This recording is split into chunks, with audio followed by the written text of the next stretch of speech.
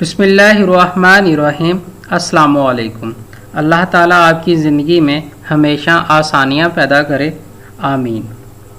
آج کے اس لیکچر میں ہم سال دوم حصہ نثر نواب محسن الملک کے بارے میں پڑھیں گے۔ نواب محسن الملک، اس کے مصنف کا نام ڈاکٹر مولوی عبدالحق ہے۔ آپ 1870 میں پیدا ہوئے اور آپ نے 1961 میں وفات پائی۔ آپ اردو ادب میں ایک اعلیٰ مقام پر فائز ہیں۔ اردو زبان و ادب کی بے پناہ خدمت کے باعث آپ نے بابائے اردو کا خطاب حاصل کیا۔ آپ بیک وقت ایک محقق، نقاد، ماہر لسانیات اور لغت نگار تھے۔ آپ کو خاکہ نگاری میں بھی کمال حاصل تھا۔ آپ کے خاکوں میں وہ تمام خوبیاں موجود تھیں جو ایک اچھے خاکہ نگار کا لوازمہ ہوتی ہیں۔ تصانیف: مقدمات عبدالحق، تنقیدات عبدالحق، مکتوبات عبدالحق، خطبات عبدالحق، مرحوم دہلی کالج اور چند ہم اثر، جو کہ اس سبق کا ماخذ بھی ہے۔ اس سبق کا حوالہ متن بنے گا۔ سبق کا عنوان نواب محسن الملک، مصنف مولوی عبدالحق، ماخذ چند ہم اثر، صنف یعنی یہ ہے خاکہ نگاری۔ اس کے بعد ہم دیکھتے ہیں اس سبق میں جو چند ایک مشکل الفاظ آئے ہیں ان کے معنی دیکھتے ہیں۔ وجاہت، خوبصورتی، چہرے کی رونق، ممتاز، امتیاز دیا گیا، بہتر گردانا گیا، مسمى موسوم کیا گیا، پکارا گیا، پارس ملک ایران، فارس ایک پتھر کا نام، زیر بار منت نیچے کمزور، فیاضی سخاوت، اٹکل اندازہ، مطلق آزاد، بالکل، کندن خالص ہونا، نہایت چمکیلا، دمکتا ہوا، دل شکن دل توڑنے والا۔ اس کے بعد ہم دیکھتے ہیں اس سبق کے اہم نکات کون سے ہیں۔ ان نکات کو اگر تیار کر لیں گے، اپنے ذہن میں رکھ لیں گے تو آپ اس سبق کو اچھی طرح سے تیار کر سکیں گے۔ نواب محسن الملک کی خوبیاں، پارس پتھر کی خاصیت، نواب صاحب کے احسانات، بندوبست کا محکمہ، نواب صاحب کی مقبولیت، مذہبی جذبہ بہت زیادہ، تقریر کے وقت منہ سے پھول جڑنا، نواب صاحب کی خوش بیانی، آل انڈیا مسلم ایجوکیشنل کانفرنس کا اجلاس، سر سید کے کام کی داغ بیل۔ اب ہم اس سبق کا تھوڑا سا مرکزی خیال دیکھتے ہیں جو کہ مصنف نے بیان کرنے کی کوشش کی ہے۔ نواب محسن الملک کی زندگی ایک شمع فروزاں کے مانند تھی جو شب تاریخ کی شفاف ظلمتوں کو کافور کرنے کی خاطر شب بھر جلتی رہتی ہے اور اپنی زوفاشیوں سے طلوع سحر کی شادمانی کو یقینی بنا دیتی ہے۔ ان کا خیال تھا کہ عملی زندگی میں دیانتداری، رازداری، خلوص اور درد مندی کے احساس پر استوار ہونے والا باہمی اعتماد کا تعلق ہی آشنا ثابت ہوتا ہے۔ وہ دکھی انسانیت کی فلاح و بہبود کے کاموں میں ہمیشہ پیش رہتے۔ بے لوث محبت اور بے باک صداقت نواب صاحب کی فطرت ثانیہ بن گئی تھی۔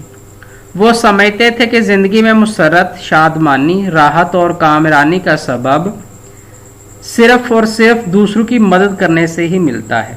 اسی طرح وہ دن اور رات اور پوری زندگی دوسروں کی خدمت کرنے میں ہی مصروف رہے۔ اس کے ساتھ ساتھ مصنف یہ بھی لکھتے ہیں کہ دوسروں سے کام لینے کا انہیں بڑا سلیقہ آتا تھا۔ وہ کچھ ایسے محبت بھرے طریقے سے کہتے کہ اپنائیت کا احساس ہوتا تھا۔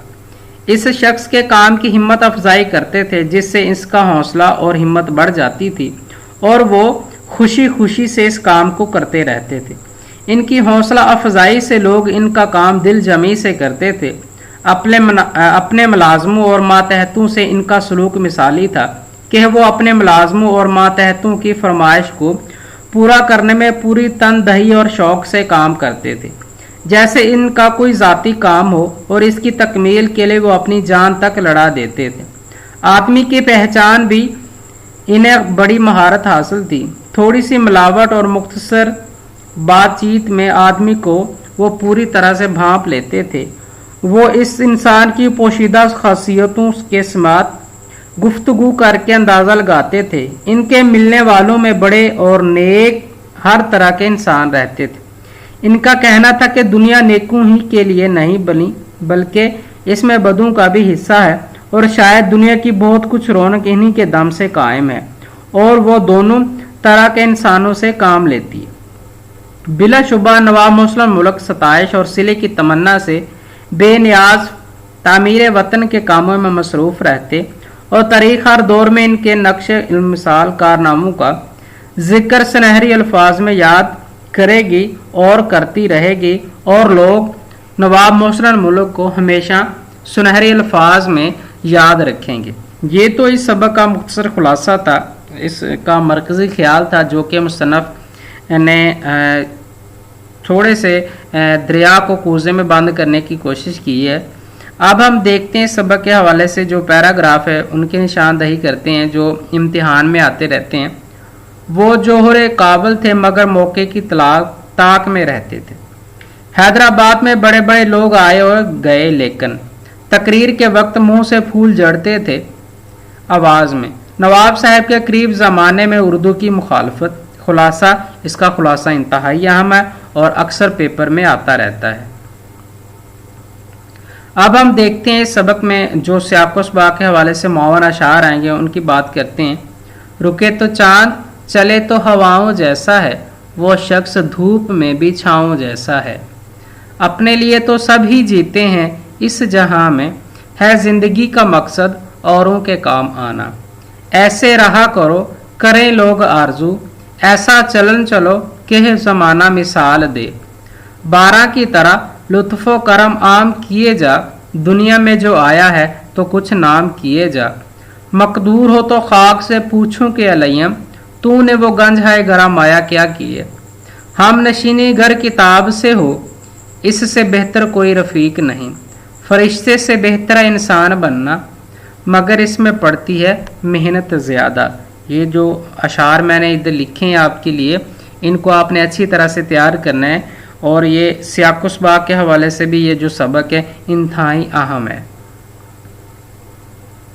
अब मैंने आप लोगों के लिए अजमाली सियाक़-ओ-सबाक़ लिखा है। जिन बच्चों को मिसाली सियाक़-ओ-सबाक़ याद करने में, तैयार करने में दुश्वारी का सामना होता है, तो ये अजमाली सियाक़-ओ-सबाक़ तैयार कर लेंगे। सबक के किसी भी हिस्से से अगर आपका पैराग्राफ आएगा तो ये आप सियाक़-ओ-सबाक़ लिख रहे हैं तो आपके नंबर पूरे आएंगे।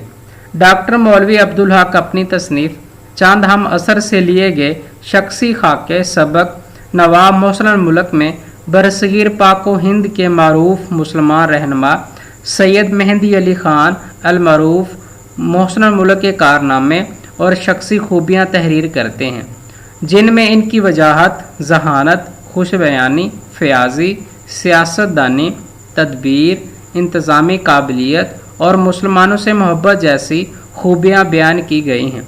रियासत हैदराबाद में इनकी दिल अजीज़ी और कारनामे, मज़हब से लगाव, मुताले का शौक़, इंसान दोस्ती, आदमी की जान पहचान और सरसेद के मिशन को आगे बढ़ाने में इनकी मेहनत, लगन और अखलास के मुतल्लक तहरीर किया गया है। ये तो था इस सबक का सियाक़-ओ-सबाक़। उम्मीद है इस वीडियो को देखने के बाद आपको इस सबक हिस्सा नसर के सबक नवाब मोहसिन मुल्क के में कोई मसला दरपेश नहीं आएगा। अपनी दुआओं में याद रखिएगा। अस्सलामु अलैकुम।